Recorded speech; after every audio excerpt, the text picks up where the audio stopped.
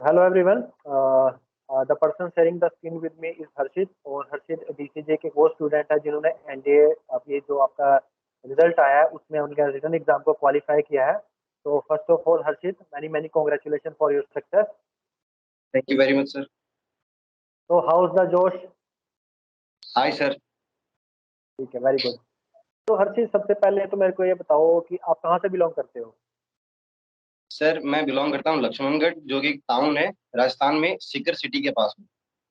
Okay. तो अगर मैं आपसे एक चीज़ पूछूं, क्योंकि मेरा मेन मकसद जो आपसे आज बात करने का ये है, क्योंकि आपसे बात करके मैं जो आपको फिर बहुत से बच्चे आपको देखेंगे तो उनको बहुत कुछ सीखने को मिलेगा, क्योंकि आपके पास एक वो लाइफ एग्जाम्पल रहा है, आपके पास एक पूरी जर्नी है उनको बताने के लिए कि आपने अपने आप को कैसे प्रिपेयर किया एनडीए के एग्जाम के लिए, क्यों आपने एनडीए का एग्जाम दिया, कौन कौन से आपने वो की पॉइंट्स थे जिनके ऊपर आपने काम किया और आपने अपने एनडीए के एग्जाम को क्वालिफाई किया, क्योंकि आप मेरे से मच बेटर जानते हो कि बहुत सारे बच्चे अपने एनडीए के एग्जाम को देते हैं, बहुत कम बच्चे इस चीज को कर पाते हैं। तो आपसे मेरा बात करने का मेन मकसद वही है, ताकि आपसे जो एक एक चीज मिल पाए वो दूसरे बच्चे जान पाए कि हमें क्या करना चाहिए। जी सर। हाँ, तो हर्षित, बहुत सी मतलब बार बार मैं मैक्सिमम बच्चों से यही क्वेश्चन पूछता हूँ कि डिफेंस सर्विसेज को क्यों चुनते हैं? आपका क्या रीजन रहा है डिफेंस सर्विस को चुनने सर डिफेंस सर्विसेज की तरफ मेरा बचपन से ही इंक्लिनेशन रहा है। ऐसा कोई पर्टिकुलर रीजन नहीं है, लेकिन एक जो आर्मी का रुतबा है, एक जो डिफेंस फोर्सेस की फील होती है, उसको देख के बचपन से ही मेरे अंदर इससे इच्छा जागी है कि मैं डिफेंस फोर्सेस ज्वाइन करूं और एज एन ऑफिसर अपनी लाइफ को कंटिन्यू करूं। ओके, तो आपकी फैमिली में आपसे पहले भी कोई डिफेंस सर्विस कर चुका है या सिर्फ आप पहले हो? No sir, paternal means side आप में मेरे फर्स्ट हो। डिफेंस सर्विसेज में कोई नहीं रहा है। और मैटरनल ओके, साइड में मेरे नाना जी एक्स आर्मी मैन है और मेरे मामा जी अभी सर्विंग है आर्मी में। ठीक ही है। Is a para commander. Means जो अगर मैं आपकी बात से अगर वाक्य करूं तो जैसे आपने बताया कि जो आप आर्मी पर्सन को देखते थे या कहते हैं उस वर्दी को देखते थे, तो कहीं ना यस सर। कहीं एक फील होता था, जैसे बोलते हैं गूज बम्स आते हैं देख के भी, हाँ मैं भी एक दिन में यस सर। वर्दी डालूंगा। तो वाकई में होता है। जब भी आप किसी इंसान को उस वर्दी में देखते हो तो अपने आप एक रिस्पेक्ट एक ऑनर उनके लिए आ जाता है दिल में। तो जैसे आपने बताया बचपन से आपके अंदर था कि मेरे को डिफेंस सर्विसेज में जाना है, तो यस। आपने कब डिसाइड किया कि मैं नेशनल डिफेंस एकेडमी के लिए अपने आप को प्रिपेयर करना स्टार्ट करता हूँ? क्लास 10th के बोर्ड जब कंप्लीट हो गए, तब मेरे मन में अच्छे से डिटर्मिनेशन थी कि मुझे ज्वाइन तो एनडीए ही करना है। उस टाइम पेरेंट्स ने काफी सजेस्ट किया था कि you can take bio as your subject और you can choose for IIT JEE entrance exam, you can take Okay. Foundation of those. But I as persuaded them and followed my path, my passion, and today I am a step closer to my goal. ठीक है, very good. तो जैसे आपने बताया कि 10th के बाद आपने डिसाइड किया, तो क्या उसके लिए आपने कहीं से कुछ गाइडेंस ली, किसी से मतलब कुछ जैसे आर्मी पर्सन से मिले हो या किसी से कुछ भी पूछा हो कि मैं अपने कैरियर को यहाँ फॉरवर्ड करना चाहता हूँ तो मेरे को क्या करना चाहिए? यहाँ सर हमारे स्कूल के जो एमडी रहे हैं, वो बेसिकली एक सेपरेट ब्रांच है हमारी स्कूल की, डिफेंस ओके। एकेडमी से रिलेटेड। एनडीए की कोचिंग होती है वहाँ पे। तो वहाँ पे एक रिटायर्ड ब्रिगेडियर है, उनसे मैंने कंसल्ट किया था, तो उन्होंने कहा बहुत अच्छी बात है, यंग एज में आपके ऐसे सपने हैं, तो काफ़ी अच्छी बात है, and you are bright student as well. 10th में भी मेरा स्कोर काफ़ी सही रहा था, तो उन्होंने कहा you can make it, you can go through it. Means जो आपको एकेडमी की तरफ से बहुत सारी जो गाइडेंस मिली वो उसने आपको कहीं ना कहीं हेल्प आउट किया, जो आपने एनडीए फाउंडेशन के थ्रू किया उसने आपको काफी हेल्प आउट की थी। Yes sir. तो जब आपने अपने आप को एनडीए के लिए प्रिपेयर करना स्टार्ट किया तो जो आपकी क्लासेस लगती थी एकेडमी में हमारे यहाँ पर डीसी के अंदर, तो उन्होंने कैसे आपको हेल्प आउट किया इन चीज़ों के लिए? सर एकेडमी में भी स्टाफ काफी हेल्पफुल रहा है, काफी सपोर्टिंग रहा है। जैसे कि इस साल मैं 12th अपेयरिंग हूँ, तो मेरे पास ज्यादा टाइम था नहीं एनडी की प्रिपरेशन के लिए। और एट लास्ट हमारे बोर्ड शुरू होने से 2 महीने पहले बोर्ड्स एक बार फिर से पोस्टपोन हो गए। तो मैंने सोचा था कि इस बार बोर्ड्स के बेसिस पे कोई कॉलेज में भी एडमिशन नहीं हो रहा है, उसके लिए सीयूईटी अलग एग्जाम है। तो बोर्ड्स को उतना प्रेफरेंस देना, उतना टाइम उसमें इन्वेस्ट करना उतना फायदेमंद नहीं रहेगा हर साल के मुकाबले। तो क्यों ना मैं ये जो मेरे पास प्रीशियस टाइम अपना बच रहा है, उसको एक अटेम्प्ट क्लियर करने में लगाऊं, और मैं फिर चला गया दिल्ली ब्रांच में डीसीजी की। तो वहां पे ओके। हम पहुंचे तब ऑलरेडी सिलेबस 11th क्लास का कंप्लीट हो चुका था। अब दिक्कत ये थी कि जब मैं 11th क्लास में था तब कोविड की सिचुएशन के दौरान स्कूल्स बंद रहे थे, तो वही पोर्शन मेरा मैथ में वीक था। पर क्योंकि डीसीजी का स्टाफ जो है काफी सपोर्टिव था, वहाँ पे धीरज सर थे, नितेश सर थे, तो उन्होंने एक्स्ट्रा क्लासेस हमारी अरेंज करवाई और 11th का सिलेबस काफी जल्दी कवर अप करवा दिया। और ये भी मेरे को बड़ा अच्छा लग रहा है आपसे सुनने में कि अभी आप 12th अपियरिंग हो, उससे पहले ही आपने अपने करियर को एक बेंचमार्क दे दिया है। तो मैं आपसे उम्मीद करता हूँ कि आप अपनी एसएसबी के लिए काफ़ी फ़ोकस करें और नो डाउट आप अपनी एसएसबी को भी ज़रूर क्लियर करेंगे। तो ये काफ़ी एक अच्छी प्राउड मोमेंट होती है। हमें भी बड़ा अच्छा लगता है कि जब हमारे बच्चे, हमारे कैंडिडेट्स, हमारे एस्पिरेंट्स अपनी एक एजुकेशन टाइम में अपने करियर को बिल्कुल फुलफिल कर लेते हैं और अपने गाइड पूरी उस चीज़ को बेंचमार्क सेट कर लेते हैं अपनी लाइफ के लिए।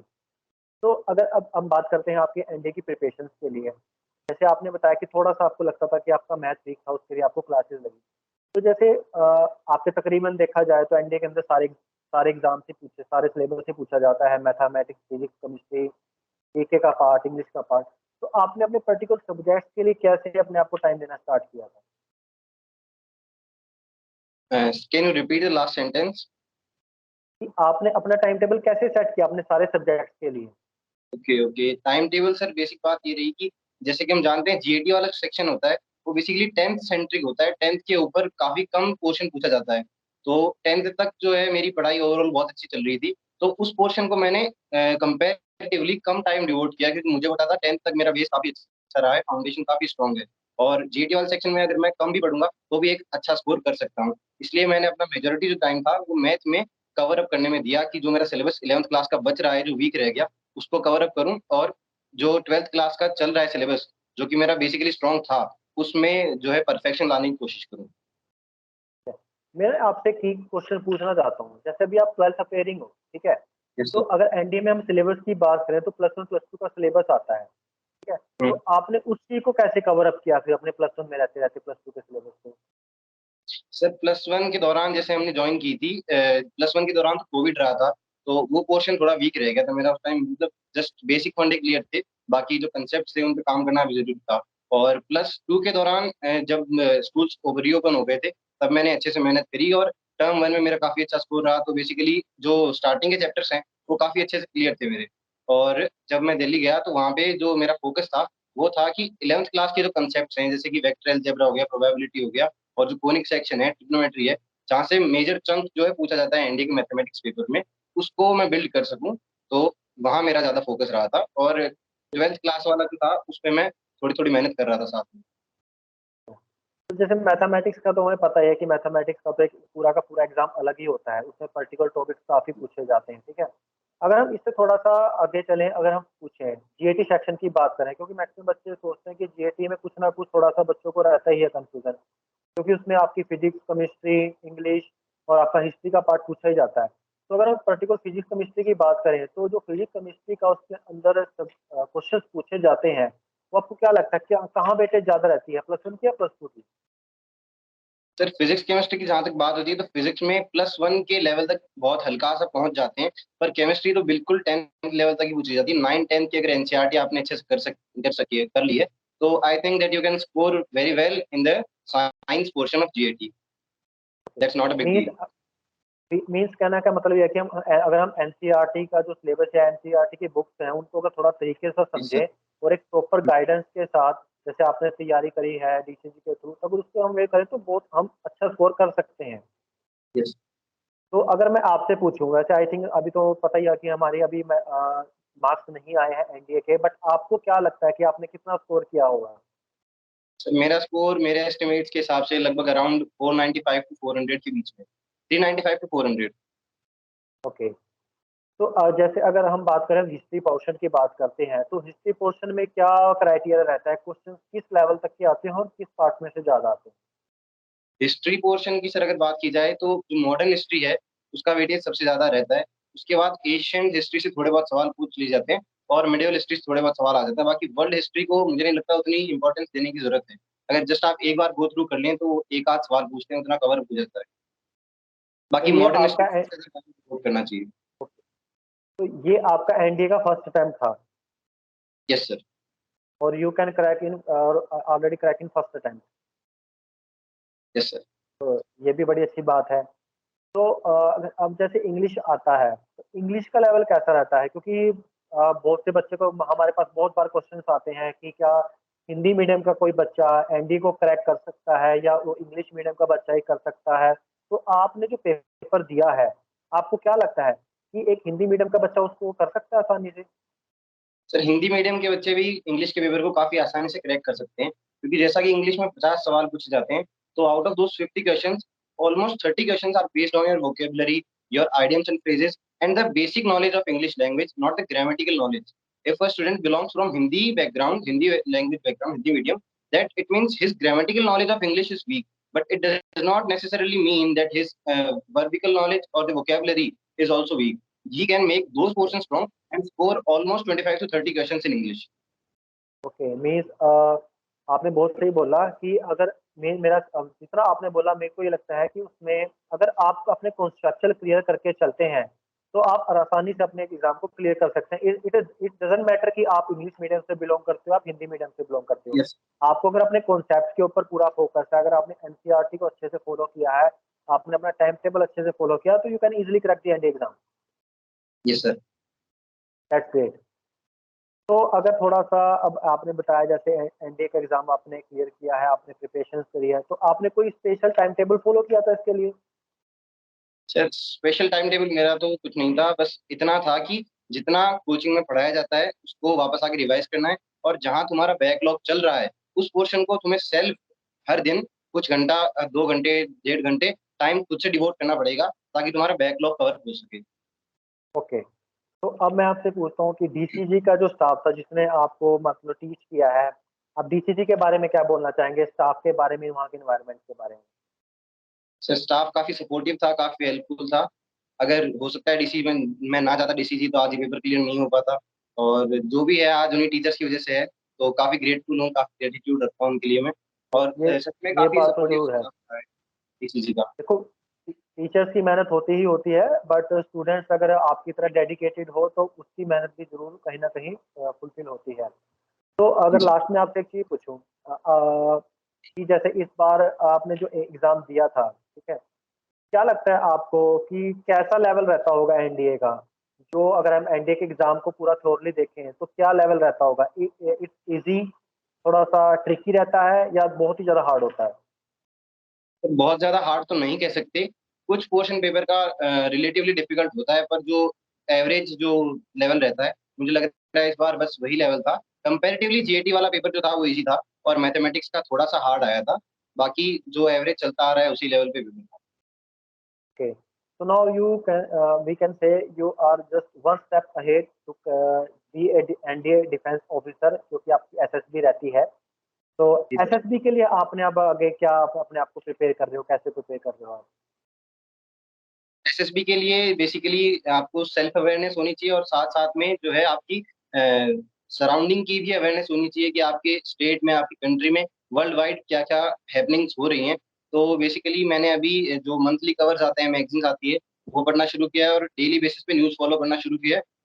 और अभी तो एज़ सच क्योंकि मेरे बोर्ड्स कंटिन्यू हो रहे हैं, चल रहे हैं अभी, 7th ऑफ जून तक बोर्ड्स चलेंगे। तो तब तक मैं कोई अकेडमी जॉइन नहीं कर सकता एसएसबी प्रिपेयर के लिए। बस यूट्यूब पे जो एक्स जीटी ऑफिसर्स होते हैं, एक्स आईओज़ होते हैं, उनकी कोई वीडियोज़ देख लेता हूँ, और वहीं से अपने सेल्फ नोट्स बना रहा हूँ। ओके, तो इसमें अगर आपको कोई हेल्प चाहिए, तो डीसीजी में आपको पता ही है कि काफ़ी डिफेंस पर्सनैलिटी भी है, कहीं न कहीं वो भी आपको ज़रूर गाइड और हेल्प कर सकती है। तो जी you sir. Can always be DCG family is always be with you. तो एट द लास्ट हर्षित, आप अपनी तरफ से क्या मैसेज पास करोगे अपने ही तरह के कैंडिडेट्स जिन्होंने इस बार अपीयर किया बट नहीं हो पाए, या जो अपकमिंग एस्पिरेंट्स हैं, कैंडिडेट्स हैं, उनको कैसे अपने आप को प्रिपेयर करना चाहिए? सर मैं बस एक ही मैसेज देना चाहूँगा कि बेसिकली आपकी हार्ड वर्क जो है, डिटर्मिनेशन है, वो तो इम्पोर्टेंट चीज़ें होती हैं। पर जो सबसे मेन की फैक्टर मुझे लगता है, जो मेरी प्रिपरेशन में रहा है और जो सबकी प्रिपरेशन में होता है, वो है कंसिस्टेंसी, वो है आपकी परसिवरेंस, कि आपको जो है लगातार मेहनत करते रहना है। चाहे आप कम अमाउंट में मेहनत कर रहे हो, चाहे ज़्यादा अमाउंट में मेहनत कर रहे हो, उससे इतना फ़र्क नहीं पड़ता। पर आपको कभी भी बीच में ब्रेक नहीं लेना है। आपको हमेशा अपनी जो फ्लो है, उसको मेंटेन करके रखना है। अप्स एंड डाउन्स आते रहेंगे, लेकिन आपको उनके साथ कोप अप करना है, और बस चलते जाना है, आपका सिलेक्शन ज़रूर होगा। ओके, क्योंकि मुझे ऐसा लगता है तो कि मुझ में और जो बच्चे सेलेक्ट हुए हैं, जो सेलेक्ट नहीं हो पाए, जो क्वालीफाई नहीं कर पाए, उनमें कोई फ़र्क नहीं है। बस कुछ जो पॉइंट्स होते हैं, वहाँ थोड़ा बहुत फ़र्क पड़ जाता है, और बस यही कहना चाहूँगा कि अगर आप मेहनत करते रहेंगे, तो आप भी ज़रूर क्वालीफाई कर सकते हैं।